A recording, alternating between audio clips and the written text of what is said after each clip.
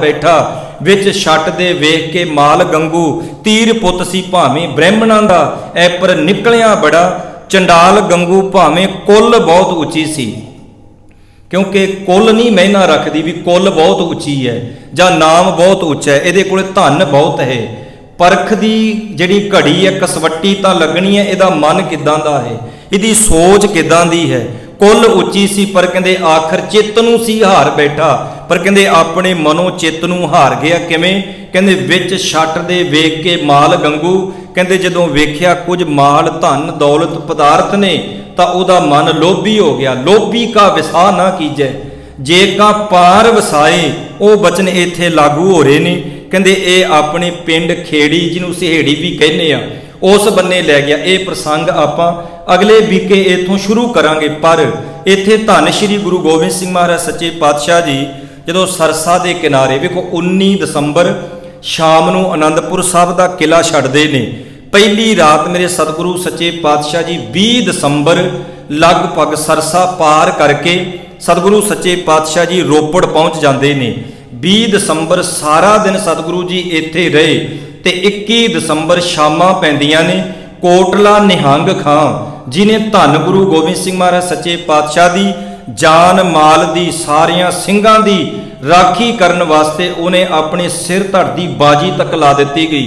इतिहास कहता है कि इस जंग विच वो भाई बचित्र सिंह सूरबीर योधा सरसा दे किनारे जंग करदियां करदियां वो जख्मी हो गया सी।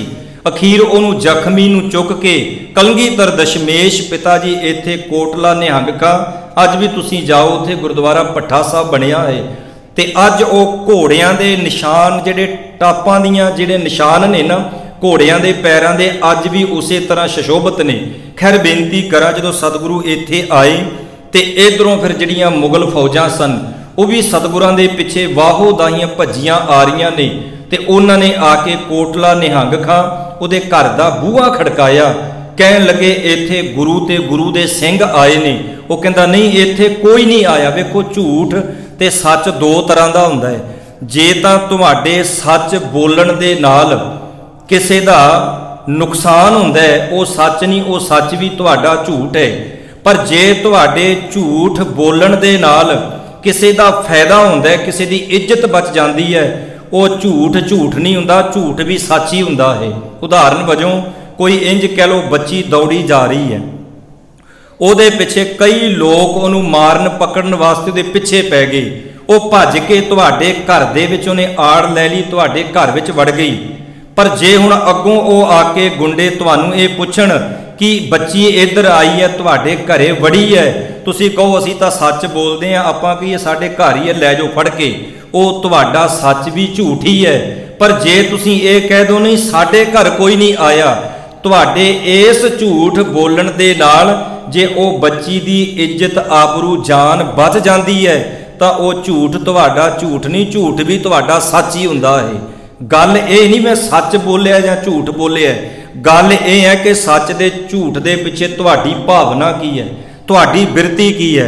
कहंदे जदों भाई बचित्र सिंह कहंदे ओनू कोटला निहंग खां जिहड़ा उहने एक अपने कमरे विच सुला दिता। कमरा किहड़ा? जिथे कहंदे ओदी बेटी सी मुमताज, कहंदे उस मुमताज दी मंगनी हो चुकी सी पहलों, कहंदे ओहदे विच ओहनूं पा दिता गया। अत दा जख्मी है ते जदों मुगल पठान आके दरवाजा खड़काउंदे ने वो कहंदे आ दरवाजा चैक कराओ इहदे विच कौन है। ते अगों कहंदे कोटला निहंग खां कहन लगा इस कमरे दे विच मेरी धी ते मेरे जवाई सुते पए ने। तक्को कदी उस समय दे उन्हां मुसलमानां दी ते सिखां दी सेवा इन्नी वड्डी गल कोई बंदा कह सकदा है कि जदों रिश्ता भी कोई नहीं तो ये कह देना कि इस कमरे विच मेरी धी ते जवाई सुते ने ते उहदे अंदर किन्नी भावना होवेगी। पर कहंदे उहने मुसलमान ने दरवाजा नहीं खोलिया, भाव उस मुगल पठान ने वो चुपचाप उथों चलदे बने।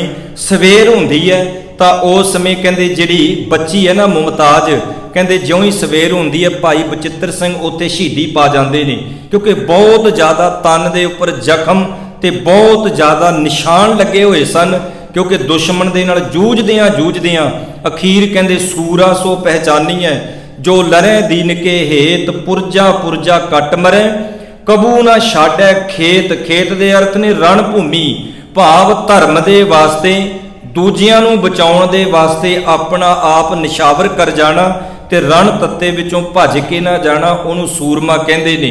अखीर कहंदे जदों सवेर होई ना तां उस समय मुमताज कहण लगे, कहंदे पिता जी तुसीं जिहड़ी गल रात कही है ना, मैं उसे गल दे उपर पहरा देना है।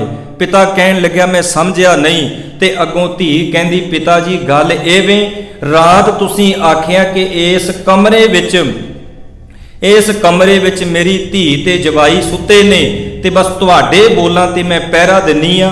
मैं शादी नहीं कराउणी भावें वो शहीदी पा गया, पर तुसीं मुख तो जिहड़ा बचन आखिया। इतिहास ये कहंदा कि बीबी मुमताज ने सारी जिंदगी शादी नहीं कराई ते अज उहदी याद विच उत्थे अस्थान भी बनिया है रोपड़ जिले विच। ते विद्वान कहंदे ने, कहंदे उस बीबी नूं अज भी भाव भूआ मुमताज करके कौम याद करदी है, भाव भैण दे रूप दे विच। मैं ये तां अर्ज कीती है भी जिन्हें सेवा करनी है तां ओह अपना आप वार के भी उन्होंने सेवा की। जिमें जिमें किसी दे हिस्से सेवा आउंदी है ते इत्थे कोटला निहंग खां दे कोल कलगीधर दशमेश पिता जी भाव 21 दसंबर शाम हुंदी है ते सतगुरु जी इथों फिर चाले पा दिंदे ने। कलगीधर दशमेश पिता जी अगे गए ते ओ जगह आ गई एक कच्ची गड़ी है। दो भरावां दा जिक्र विद्वानां ने कीता है। एक दा